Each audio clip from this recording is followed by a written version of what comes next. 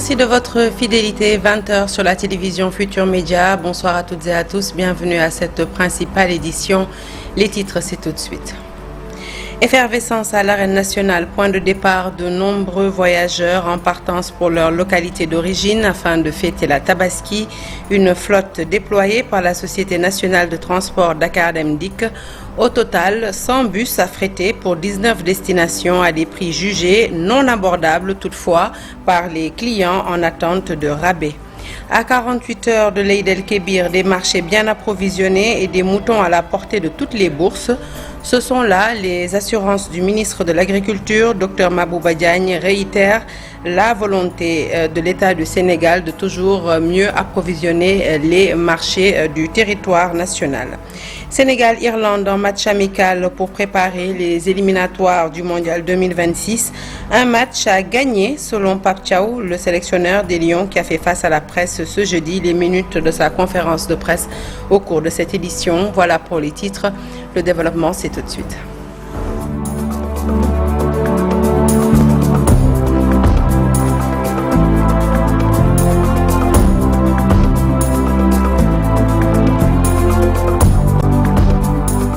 Bonsoir à toutes et à tous. Un journal que nous ouvrons tout de suite avec cette perte immense pour le groupe Futur Média. La disparition d'Ibrahima Dieng, directeur commercial du groupe, dont l'engagement remarquable au service de l'entreprise restera à jamais gravé dans nos mémoires. Les témoignages sont unanimes. Dieng était connu pour sa rigueur, sa détermination, son dévouement au groupe Futur Média. En plus d'être un collègue avenant et très courtois, il sera inhumé ce vendredi à Saint-Louis. Nos condoléances émues à ses épouses et à sa famille. Nous avons appris dans la foulée le décès de Nicolas Diop, un ex-employé de la radio Futur Média. Nicolas a animé des années durant l'émission Real One. Il a su marquer son empreinte dans le domaine du hip-hop. Nos condoléances à son père, l'artiste musicien Idrissa Diop. Que leurs âmes reposent en paix.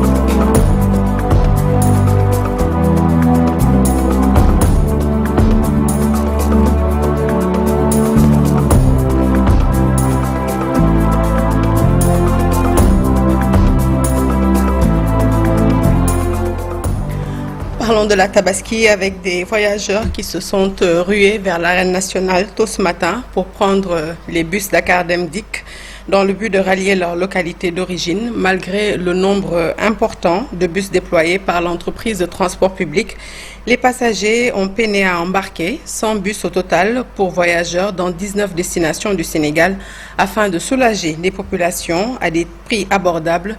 Le reportage de la gare routière signé Habib Faye.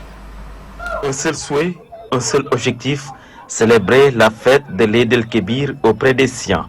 L'arène nationale transformée en gare routière est envahie depuis ce matin par les voyageurs. La société Dakar Dem Dikk a mis à la disposition des passagers des bus à moindre coût pour leur faciliter le déplacement, mais certains se sont tardivement inscrits pour embarquer. Je suis venu ici pour rallier Kolda, mais j'ai constaté un manque de bus. Ils m'ont dit de revenir demain. Vous imaginez, c'est dur. Et là, je viens de quitter Beau-Maraîcher. De là-bas jusqu'ici, j'ai payé 4 000 francs le taxi. Arrivé sur les lieux, on me renvoie à demain et c'est le même constat à Koloban. Et je dois rejoindre ma famille à Kolda pour la fête de Tabaski. Il n'y a pas encore de bus quand je suis arrivé ici. Ils sont tous partis. Ils m'ont suggéré de patienter demain, peut-être il y aura un bus. Je viens de Kermbaïfal. Ces femmes cherchent refuge pour voyager, mais se heurtent à un manque de bus après avoir effectué la navette entre la gare des Beaux Maraîchers et l'arène nationale.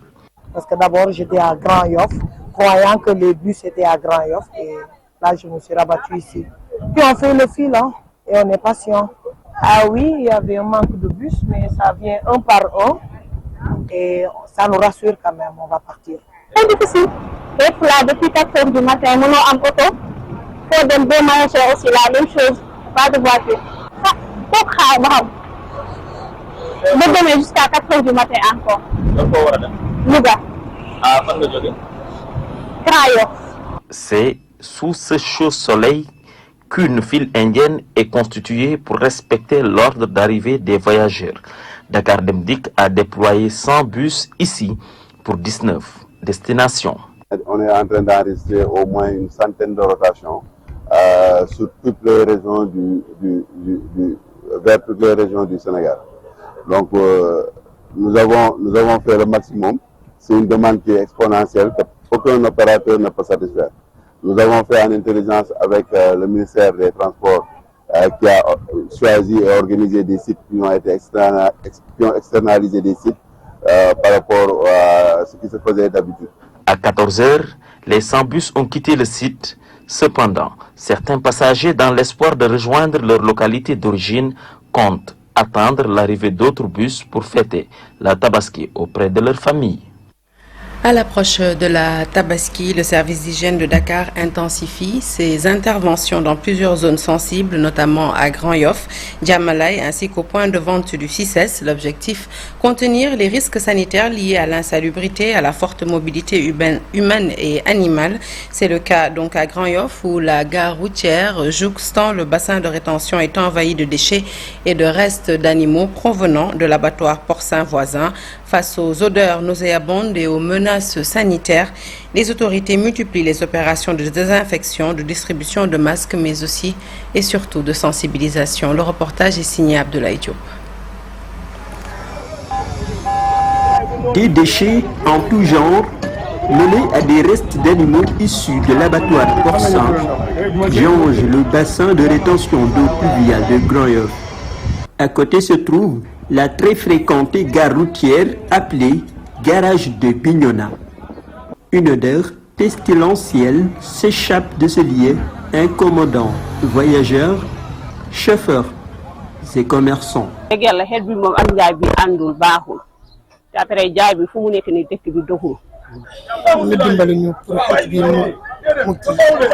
ndax fii ku gis ñun fi dundee ci wàllu xet ci wàllu woo xamante ni tamit bassin bi ñëpp koy gis ne dafay sottee yenn déchets yi yoo xamante ni dafay jële ci ay animaux yoo xamante ni dañ leen di abattre mu nekk abattoir boo xamante ni mënuñu ci dara. Le nom du garage vient du marché Bignona, réputé pour sa vente de porc. Ces animaux sont actuellement en repos. Juste à côté se trouve l'abattoir, dans une atmosphère suffocante entre insectes, pourriture et stagnation. Face à cette urgence sanitaire, le service d'hygiène de Dakar a déployé une équipe d'intervention. Distribution de masques, désinfection des lieux et des toilettes. Des mesures ont été prises pour protéger les usagers. L'opération du service d'hygiène s'étend au-delà de Grand Yoff. À l'approche de la fête de Tabaski, les agents ont également investi les points de vente de moutons, comme ici au CICES, où des dispositifs sanitaires ont été mis en place et des éleveurs qui commencent déjà à se laver les mains. Sous la supervision de l'adjudant Malé Diop. Donc nous sommes là accompagnés du comité d'organisation de CICES, ensemble avec une mission intégrée, sillonner les points de vente, essayer de sensibiliser, de les doter de masques, de produits d'hygiène, de savon et autres, pour les inciter vraiment à respecter les mesures d'hygiène individuelles et collectives. Le secrétariat général du comité d'organisation de l'opération Tabaski 2025 pense que ces dispositifs vont aider les éleveurs à plus se protéger. À l'heure où je vous parle, nous avons au niveau du CICES, les éleveurs maliens qui sont présents, les éleveurs mauritaniens, les éleveurs burkinabés et nous, les éleveurs sénégalais aussi. Le service d'hygiène a mené des interventions dans beaucoup de points de vente et de gares, notamment à Diamalaï, dans le but de garantir une couverture sanitaire efficace durant cette période de forte mobilité humaine et animale. Il vise ainsi une couverture sanitaire efficace dans les points de vente d'animaux et les gares routières afin de prévenir les risques sanitaires liés à la mobilité des personnes et des animaux durant les préparatifs de la Tabaski. Parlons de l'approvisionnement en moutons dans les marchés et foirailles à l'échelle territoriale. Le ministre de l'Agriculture, de la Souveraineté alimentaire et de l'élevage a rassuré les populations. Selon Dr Mabouba Diagne, le marché est bien approvisionné en moutons et des moutons à la portée de toutes les bourses. Selon le ministre de l'Agriculture, l'État poursuit sa politique dans ce sens et compte la renforcer afin d'avoir toujours un taux d'approvisionnement correct. Il était l'invité de la matinale de la télévision Futur Média. Nous l'écoutons au micro de Chérif Dia. Je vous dis confortablement que le Sénégal, le marché est très bien ravitaillé. Actuellement, il y a plus de 900 000 moutons dans les 296 marchés de bétail. Aujourd'hui, on a fait une excellente organisation. Nous avons dépassé déjà à J-3, nous avons dépassé tous les objectifs de 830 000 moutons pour le pays. Non seulement on l'a dépassé, mais ce qui m'a le plus plu, c'est le fait que il y a des moutons pour toutes les bourses. J'ai vu des moutons de 40 000 jusqu'à des moutons de 400 000. Cet intervalle est relativement fourni pour permettre à tout un chacun d'avoir un mouton selon ses moyens. Qu'est-ce que l'État a fait pour faciliter ça? Nous avons distribué 2570 tonnes d'aliments de bétail subventionnés dans les 296 points de vente dans le pays. Les gouverneurs, au passage que je remercie, ont organisé des réunions dans toutes les 14 régions du Sénégal, 46 communes départementales, 557 communes. Les éleveurs se sont très bien organisés. Son Excellence Président de la République, le Premier ministre, nous ont donné des directives, nous avons organisé des conseils interministériels, nous avons les forces de défense et de sécurité, les ministères de la Santé, le ministère de l'Agriculture, de la Souveraineté et de l'élevage. Toute l'administration, tout le gouvernement s'est réuni à travers la solidarité gouvernementale pour accompagner les Sénégalais, pour s'assurer que le marché non seulement est bien ravitaillé en quantité, en qualité et en prix. Vol de bétail, la brigade de la gendarmerie de Bombay a mis la main sur un énorme gang qui écumait les populations de Koumpentoum. Sur 45 têtes volées, 15 ont pu être retrouvées et 4 individus placés sous mandat de dépôt. Le point, c'est avec Babacar Diouf. Kebambaye n'avait jamais idée qu'ils allaient être cités dans le vol de bétail perpétré le 18 février 2025 à Mereto, dans le département de Koumpentoum. En effet, le 5 mars de la même année, le sieur Aloufay dit Pafay est interpellé par la gendarmerie de Bombay avec 15 moutons qu'il s'empressait de vendre dans le marché de Kerdam dans le département. Face à la ténacité du gendarme enquêteur, il finit par lâcher le morceau et avoue avoir reçu le bétail d'un certain Amadouka, présumé as dans le domaine du vol de bétail à Darma, dans l'arrondissement de Ndam. C'est d'ailleurs grâce à son intelligence que les éléments de la brigade de gendarmerie de Bombay ont pu mettre la main sur 3 autres éléments de la bande à 8 qui écumaient les populations du département de Koumpentoum et environ. Ils ont tous été déférés au parquet et placés sous mandat de dépôt par le juge du premier cabinet qui poursuit l'enquête. Une enquête qui permettra à coup sûr de retrouver le reste des 48 têtes volées et les autres complices encore dans la nature. À Bignona, le foirail des petits ruminants est bien approvisionné en moutons, à Ziguinchor plutôt, mais la population se plaint du coût du bétail dont les prix dépassent 140 000 francs CFA. Les éleveurs, pour leur part, s'en défendent et demandent plus de sécurité. Les détails, c'est avec Boubacar Diassi et Lamine Mandjan. Le foirail des petits ruminants de Ziguinchor est suffisamment approvisionné en moutons cette année, sauf que leurs prix sont exorbitants selon les Ziguinchorois. Franchement, il y a suffisamment de moutons, mais le prix est exorbitant. C'est insupportable. Bon, Je suis juste venu pour acheter un mouton, mais j'ai fait le tour du foirail et j'ai pas pu acheter mon mouton. J'ai proposé 145 000 à un vendeur qui dit qu'il ne prendra même pas 160 000. Franchement, nos moyens sont très limités, mais nous continuons de chercher. Le président du foirail s'en défend. Que chacun vienne choisir son mouton. Il y a des moutons ici. On leur a amené des moutons jusque devant leur porte. Et ils veulent attendre qu'on bazarde nos moutons. Personne ne va bazarder des moutons ici. Le président du foirail de Ziguinchor déplore l'insuffisance de sécurité sur ce site. Nous souhaiterions qu'il y ait un poste de contrôle à chaque rue qui mène au foirail. Mais un seul poste au milieu du foirail, c'est insuffisant. Nous en avons surtout besoin pendant la nuit. Quoi qu'il en soit, les Ziguinchorois ont encore entre 24 et 48 heures pour acheter leurs moutons, puisque 2 prières de Tabaski sont annoncées dans la région sud du pays. À la Somone, une bergerie a été attaquée par des hommes armés. Ça s'est passé dans la nuit du mardi à mercredi. Des blessés ont été enregistrés. Il s'agit de gardiens de la bergerie Birahim Sow. Tout le troupeau qui a été emporté a été finalement retrouvé, mais les éleveurs assistés par le président des éleveurs du Sénégal alertent sur l'insécurité grandissante et le vol de bétail qui ne connaît décidément pas de recul dans cette localité. Le compte rendu de leur point de presse ce matin avec Ndeye Matidien et Mamadou Gueye. Il retrace le film d'une attaque avec une violence inouïe qui s'est déroulée dans sa bergerie à la Somone. Lundi vers 2h du matin, donc, des bandits sont venus chez moi. Ils ont agressé mes gardiens en leur mettant des coupes, des machettes, les menaçant et des armes. Ils étaient tous armés. Ils ont demandé aux gardiens de leur montrer toute la troupeau. Donc voilà, ils étaient obligés de leur montrer. Et du coup, ils ont enlevé tout. Kersidi. Et vraiment, ils m'ont beaucoup aidé avec la gendarmerie nationale aussi.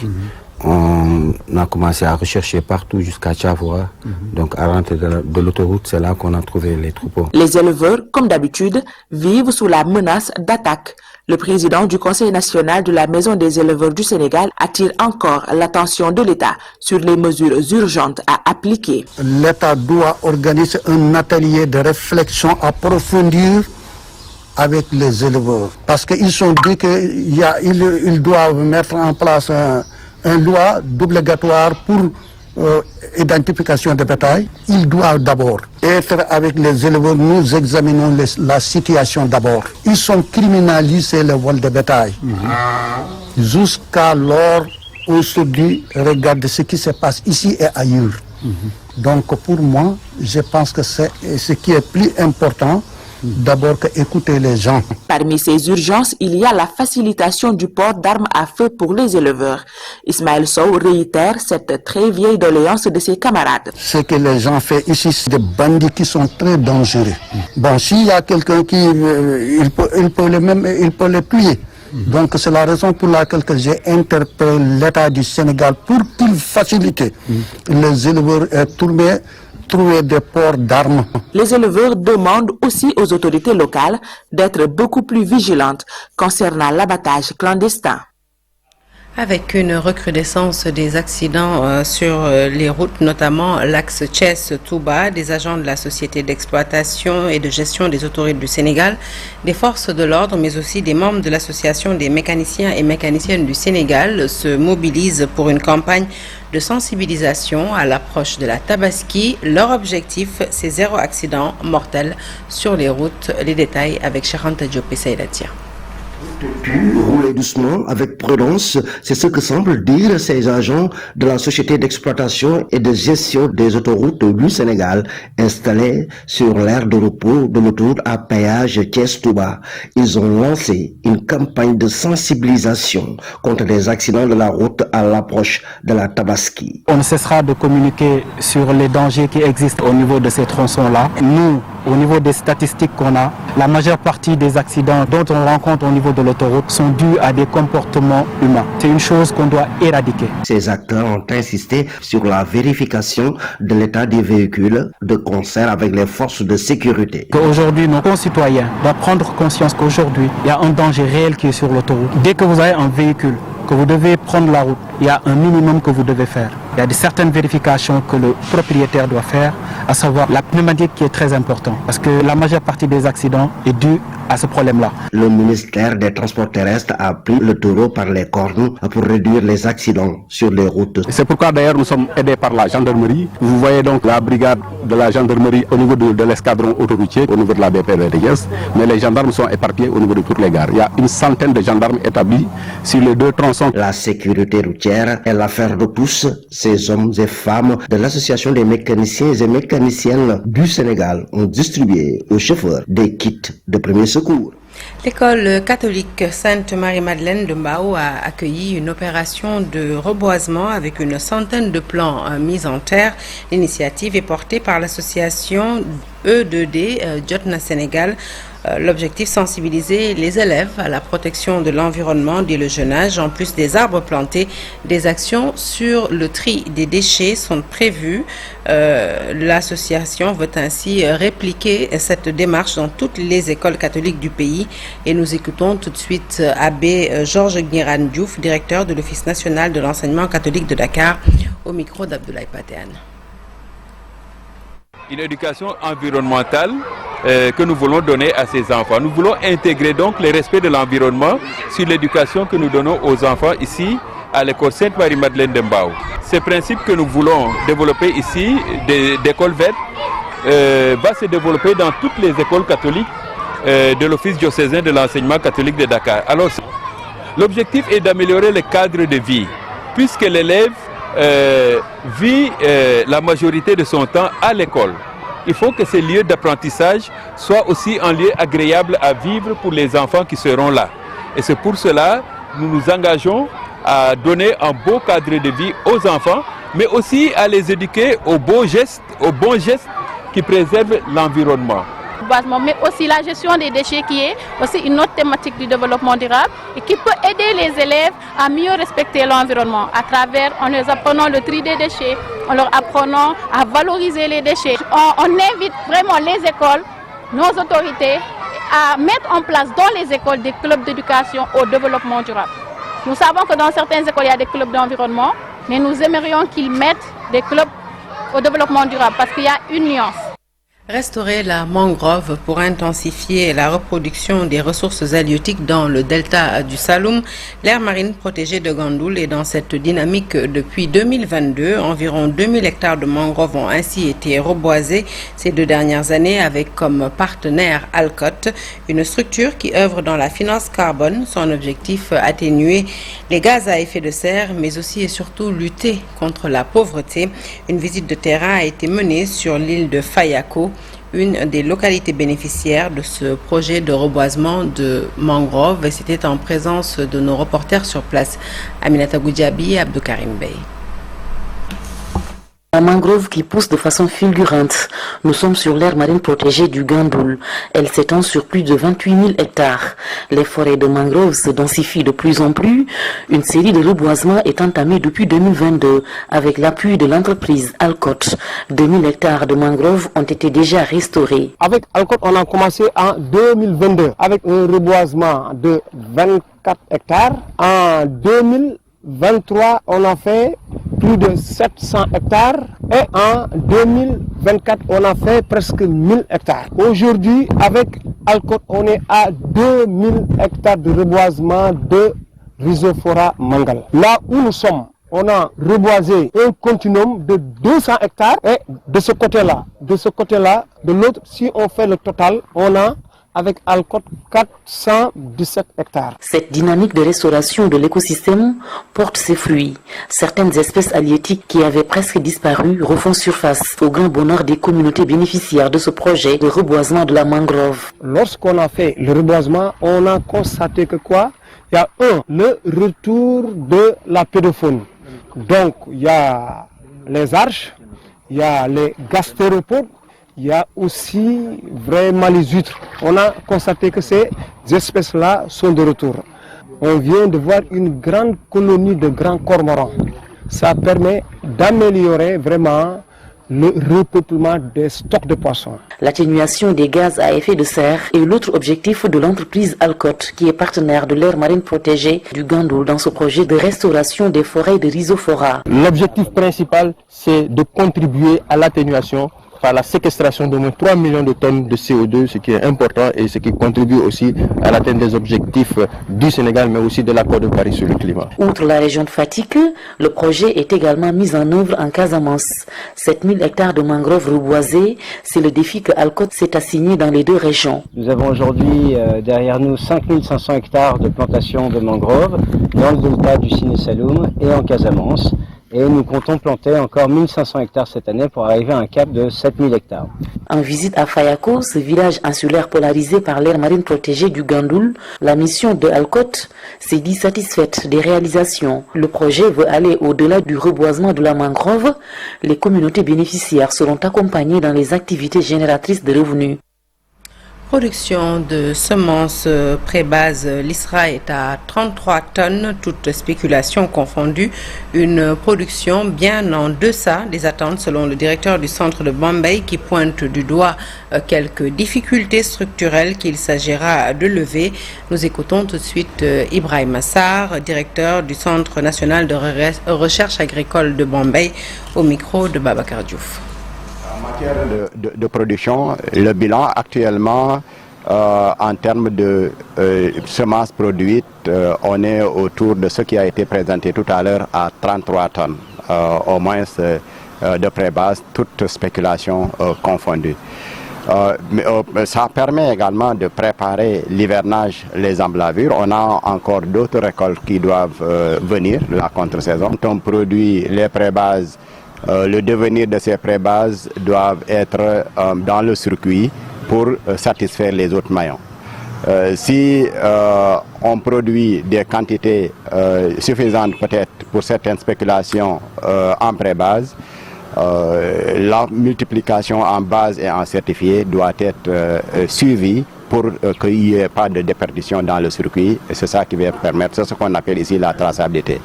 Alors, les autres difficultés, c'est lié à des difficultés logistiques. Par exemple, dans les stations où on produit, où on a les besoins d'irrigation, les besoins de sécurisation pour permettre d'avoir les meilleures conditions de production. Le sport à présent, et ça démarre par du football. Je veux l'annoncer en titre. L'équipe nationale du Sénégal va rencontrer ce vendredi à partir de 18h45 celle d'Irlande, l'équipe nationale irlandaise. Un match amical à gagner à tout prix, selon le sélectionneur des Lions, Pape Bouna Thiaw. Ce dernier, en conférence de presse d'avant-match, ajoute que son équipe est en confiance. Elle est également prête à toutes les éventualités. Le compte-rendu est signé Cheikh Sadibou Diarra. Irlande-Sénégal, une rencontre inédite, une opposition amicale que veulent remporter les Lions, paraît à tout. Ça se passe très bien, l'ambiance elle est bonne, l'état d'esprit, et on est prêt pour jouer ce match. Donc on sait qu'on est la première équipe africaine à jouer sur ce stade. Donc voilà, c'est un privilège. Maintenant, c'est donner le match. On fera tout pour faire une bonne opposition et pour remporter ce match. On travaille pour toutes circonstances dans le match, donc on ne sait pas encore. Là, peut-être c'est lui qui pense que l'Irlande va être défensif, mais peut-être non. Donc nous, on est préparé pour toute éventualité dans ce match, pour être ce jour-J prêt pour faire face à ce qu'on aura en face. Et on les a vus face à l'Angleterre que ça s'est mal passé, mais quand ils étaient à 11 contre 11, ils ont fait vraiment de belles choses. Cette rencontre amicale précède une autre contre l'Angleterre 4 jours après. En cette fin de saison, une situation qui requiert une bonne gestion de l'effectif. Ils ont bien terminé leur saison, il y en a beaucoup qui ont gagné des coupes, et c'est bien pour la confiance et aussi d'arriver en sélection en pleine confiance. Maintenant, il y a une équipe qui sera faite demain face à l'Irlande et après la suite nous dira ce qu'il faut faire, mais tous les joueurs sont à ma disponibilité pour pouvoir jouer ces deux matchs. Les matchs amicaux servent à corriger, à essayer des choses. Donc on verra. Déjà, on prépare bien l'Irlande. Donc pour nous, c'est un match important qui peut nous servir pour la suite. Et après, à partir de demain soir, on verra contre l'Angleterre. Bien avant le match de prestige contre l'Angleterre, le Sénégal va devoir bien négocier la partie contre l'Irlande ce vendredi à partir de 18h45. Juste avant de refermer cette édition, cette information en début donc de notre journal, cette perte immense pour le groupe Futur Média dans son ensemble, la disparition d'Ibrahima Dieng, directeur commercial du groupe, dont l'engagement remarquable au service de l'entreprise restera à jamais gravé dans nos mémoires. Les témoignages sont unanimes. Dieng, tel qu'on le surnommait affectueusement, était connu pour sa rigueur, sa détermination, son dévouement au groupe, en plus d'être un collègue avenant, taquin et courtois. Il sera inhumé ce vendredi à Saint-Louis. Nos condoléances émues à sa famille, à ses épouses, notamment. Paix éternelle à son âme. Fin de ce journal. Merci de l'avoir suivi. L'actualité se poursuit sur toutes nos plateformes digitales, mais restez avec nous pour la deuxième partie de Soir d'Info. Nous parlons du pèlerinage à la Mecque.